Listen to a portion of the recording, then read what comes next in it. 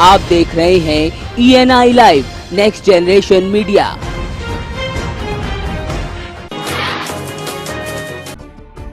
Supreme court ने कहा है कि वंदे मातरम कहना जरूरी नहीं। इस सवाल पर आजम खान ने कहा कि सुप्रीम कोर्ट ने कहा था कि धर्म और मजहब के नाम पर वोट न मांगा जाए, लेकिन वो सब हुआ। आजम ने कहा कि सुप्रीम कोर्ट ने कहा था कि वीवीपीएटी मशीन का इस्तेमाल किया जाए, लेकिन ऐसा नहीं हुआ। लिहाजा अब सुप्रीम कोर्ट को सोचना है कि अपना मान सम्मान कैसे रखना है। सुप्रीम कोर्ट ने कहा था कि इलेक्शन में धर्म और मजहब के नाम पर वोट न मांगा जाए, लेकिन वो सब कुछ हुआ।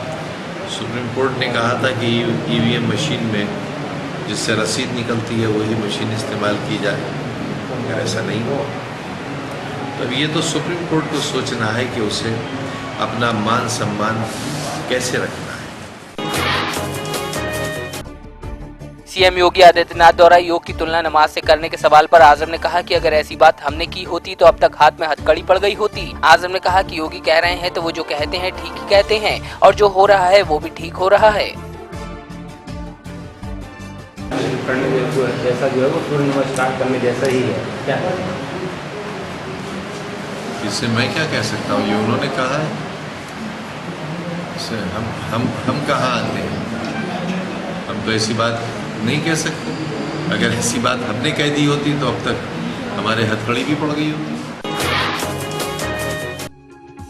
उपराष्ट्रपति हामिद अंसारी की पत्नी सलमा अंसारी आगरा के फतेहपुर सीकरी स्थित शेख सलीम चिश्ती साहब की दरगाह पर जियारत करने पहुंची। चौथी बार जियारत के लिए आई सलमा अंसारी का दरगाह के सजादा नशीन सैफ मियां चिश्ती ने इस्तकबाल किया। इस दौरान सलमा अंसारी ने गुलपोशी और मन्नत की चादर भी पेश की।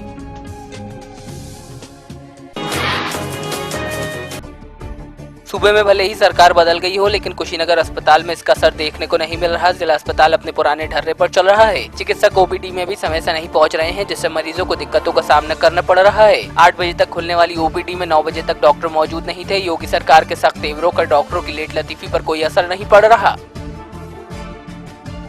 अब सबसे पहले चिकित्सक आते हैं और भर्ती मरीजों के संबंध में राउंड करते हैं। राउंड करने के उपरांत वो ओपीडी में बैठते हैं। मैं 8 ही बजे से हूँ। अगर अभी देखता हूँ अगर कोई चिकित्सक नहीं आए हैं तो मैं उनके खिलाफ कार्रवाई करूँगा।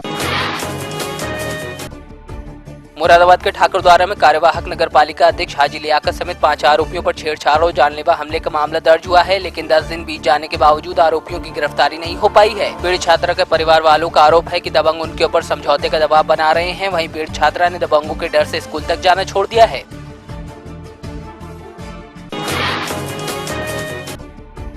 फतेहपुर जिले की सदर कोतवाली क्षेत्र के आबूनगर पुलिस चौकी के नजदीक नगर पालिका द्वारा कराए जा रहे चौराहे का सौंदर्यीकरण एक वर्ग के लोगों को नागवार गुजरा, जिसके बाद कुछ अराजक तत्वों ने नवनिर्मित दीवार गिरा दी। मामले की सूचना मिलने पर मौके पर पहुंचे उप जिलाधिकारी और पुलिस क्षेत्राधिकारी ने लोगों को समझाया। और लोगों का कहना है कि यहाँ पहले ही जगह कम है, ऐसे में नया निर्माण होगा तो और जगह कम हो जाएगी।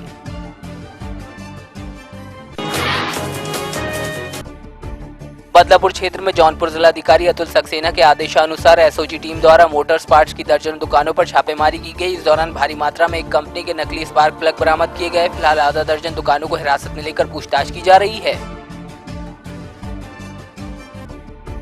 बदलापुर के बडेरी गांव में विद्युत शॉर्ट सर्किट के कारण भीषण आग लग गई, जिसमें गेहूं की फसल जलकर खाक हो गई। सूचना मिलने पर पहुंची दमकल की गाड़ियों ने ग्रामीणों की मदद से बामुश्किल आग पर काबू पाया।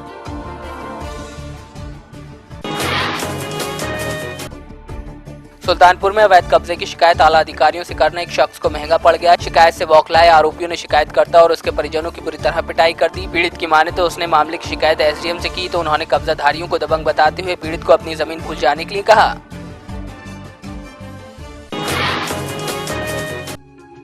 नवरात्रि के तीसरे दिन उतरौला में देवी मंदिरों में श्रद्धालुओं का तांता लगा रहा। वहीं मां ज्वाला देवी सिद्धपीठ पर भी भक्त भारी संख्या में पहुंच रहे हैं। कहा जाता है कि मां पटेश्वरी देवी का कुछ अंश उतरौला की धरती पर भी गिरा था, जिसके बाद यहां मां ज्वाला देवी का मंदिर स्थापित हुआ। किसी जमाने में यहाँ केवल चांदी से मढ़ा हुआ चबूतरा था, जो आज भी मौजूद है। कहा जाता है इस चबूतरे के नीचे पाताल तक जाने की सुरंग है।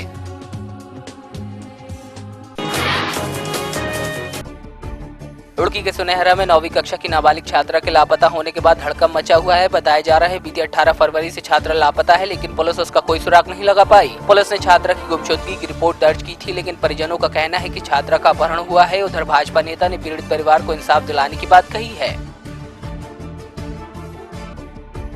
उत्तराखंड में हाशिए पर पहुंची बहुजन समाज पार्टी ने अपने संगठन में बड़ा फेरबदल किया है। भरगुराव राशन को हटाकर रुड़की के चौधरी चरण सिंह को नया प्रदेशाध्यक्ष नियुक्त किया गया है। रुड़की पहुंचने पर बसपा कार्यकर्ताओं ने नए प्रदेशाध्यक्ष का जोरदार स्वागत किया है। इस दौरान चौधरी चरण सिंह ने कहा कि कांग्रेस और भाजपा ने हमेशा ही लोगों को ठगने का काम किया है।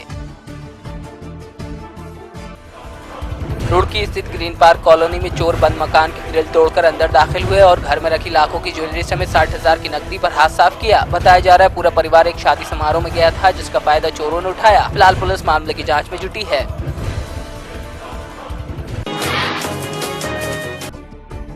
लुधियाना में इन दिनों किताब माफिया ने अपना मकड़जाल फैला रखा है। प्राइवेट स्कूलों के साथ मिलकर किताब माफिया अभिभावकों की जेबों पर डाका डाल रहे हैं, लेकिन प्रशासन इन पर लगाम कसने में नाकाम है। प्राइवेट स्कूलों के ठेकेदार बनकर बुक सेलर अपनी मर्जी चला रहे हैं। पेरेंट्स एसोसिएशन की अगर माने तो स्कूल वाले उनको पैसे की लालच में परेशान कर रहे हैं। स्कूल की किताबें उनके बताए बुक सेलर के अलावा कहीं और नहीं मिलती। अगली साल किताबों का इस्तेमाल न हो, इसलिए हर साल किताबों को बदल दिया जाता है।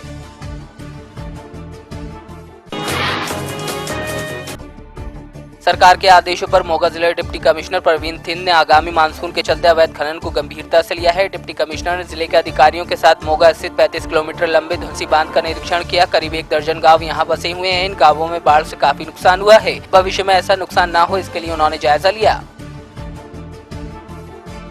एक मीटिंग सीएम साहब सारे डिप्टी कमिश्नर्स के साथ ले चुके हैं, जिसमें कि 2 मेन इश्यूज डिस्कस किए गए थे, एक ड्रग्स और एक इलीगल माइनिंग। इलीगल माइनिंग में जो है जो डिप्टी कमिश्नर्स हैं, एसएसपी हैं, उनको फुल पावर्स दी गई हैं उसको कंट्रोल करने के लिए। और इलीगल माइनिंग तकरीबन इस इलाके में तो अब मेरे को नहीं नज़र आ रही है। पिछले कुछ दिनों में काफ़ी सारी एफआईआर भी हो चुकी हैं और अगले कुछ प्रिवेंटिव मेजर्स हैं जो अगले कुछ दिनों में ले लिए जाएंगे। दमोह में नवरात्र के मौके पर प्रसिद्ध भजन गायक लखबीर लखा ने अपनी प्रस्तुति से लोगों को झूमने पर मजबूर कर दिया। तहसील ग्राउंड पर लखा के देवी गीत कार्यक्रम का आयोजन किया गया था। आतिशबाजी के साथ कार्यक्रम की शुरुआत हुई और पूरी रात लोग लखा के देवी गीतों पर झूमते रहे।